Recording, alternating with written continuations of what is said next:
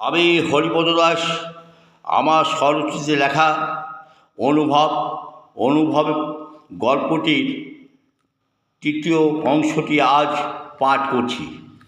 আমার বাড়ির বারান্দায় মিটার বক্স আছে। একদিন আমার নাতি স্বর্ণালী আমাকে বলল, দাদু এদিকে এসো, একটা জিনিস দেখে যাও।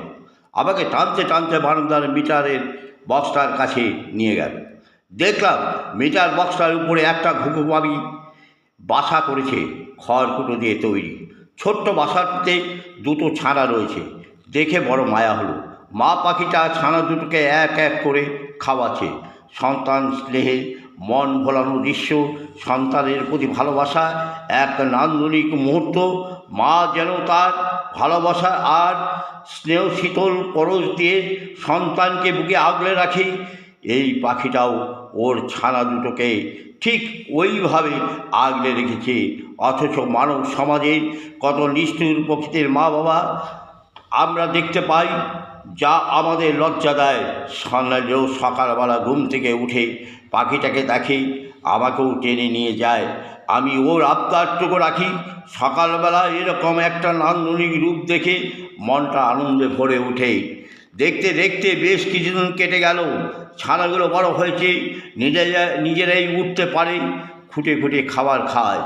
একদিন সকালে স্বর্ণালী রোজগার মতো পাখি দেখতে মিটার বক্সের কাছে এসে সে কি কান্না! ওর ওই রকম কান্না শুনে বাড়ির শুদ্ধ সবাই চমকে উঠলাম। ভাবলাম নিশ্চয়ই মিটার বক্সের কিছু একটা হয়েছে। কাজেই আর সময় নষ্ট না করে মিটার বক্সের দিকে সবাই গেলাম। গিয়ে যা দেখলাম তাতে বুঝলাম যে আমাদের এতদিনের তিল তিল করে গড়ে ওঠা ভালোবাসার সমাধি হলো।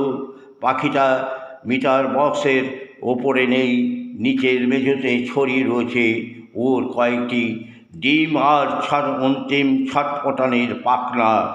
হয়তো ভোঁদর অথবা বেজে ওকে চিরদিনের মতো নিয়ে চলে গেছে। মনে মনে ভাবলাম, পাখিটার প্রাণ যে নিল, তাকেও তো একদিন চলে যেতে হবে এই আনন্দময় ভালোবাসার পৃথিবী থেকে। নমস্কার।